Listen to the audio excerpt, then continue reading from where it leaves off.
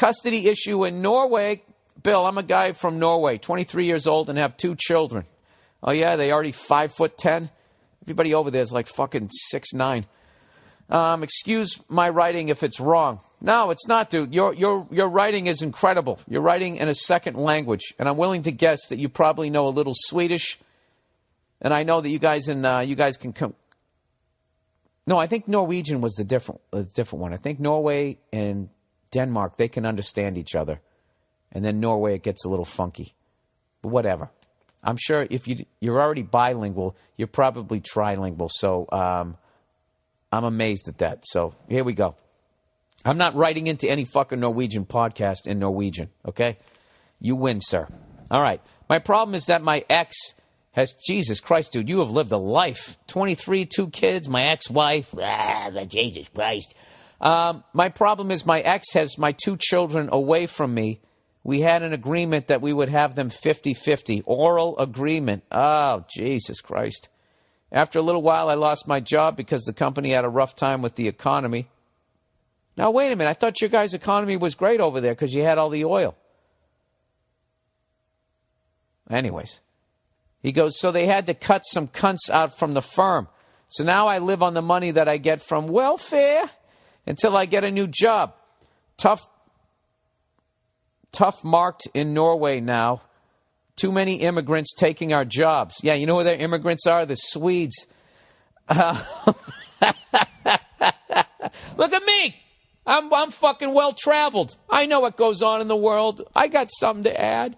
Anyways, my income is a little bit lower than it was before, and now I'm struggling paying our debt from the time we lived together. As a result of that, she says I can't see my children before I can pay my debt. Oh, my God. What a fucking cunt. Wow, dude. You know something? That detail right there, I see why you got a divorce. First of all, congratulations for getting away from that woman. Just kicking you when you're down.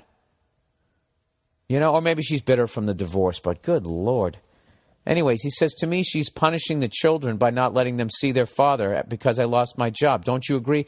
Absolutely. Absolutely. That is 100% fucking selfish. She's using the children as punishment and reward, like they're cookies. They're human beings, and they need to see their dad. And, you know, I imagine at 23, I'm willing to bet that they're still pretty young. So they're at a critical point of their psychological development where they need a father there as long as a mother. Jesus, where the fuck did I pull that one from? You'd think I had kids. Anyways, he says, this has nothing to do with the children whatsoever.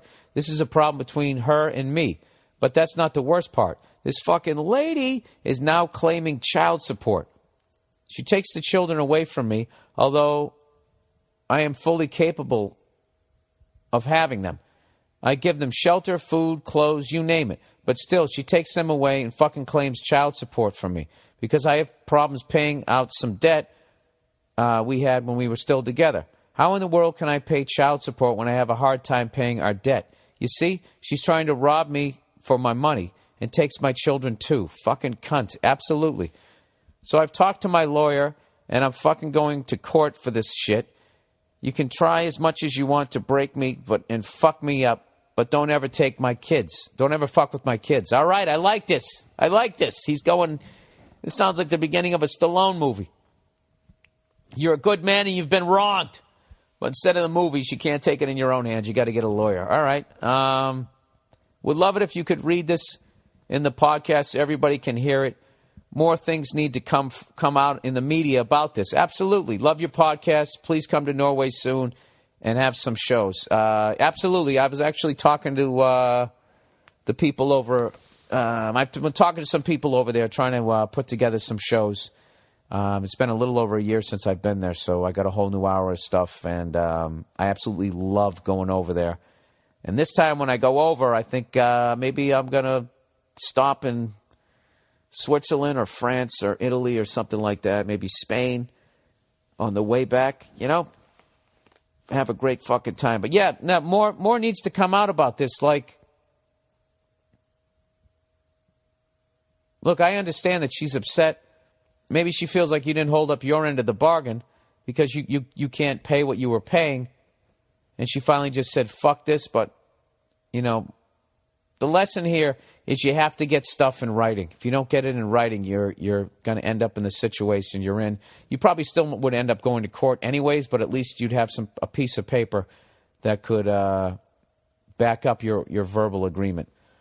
So good luck to you, sir. I'm sorry you're going through that. And I don't know. Is there any way to sit down with her and just say, listen, I understand that you're upset with me. I understand, you know, that me getting laid off is hurting us financially. But, like, we can't, you know, we can't use the kids. We have to do what's best for the kids, and it's not good for them to not see their mother or their father. Jesus Christ. Hell hath no fury.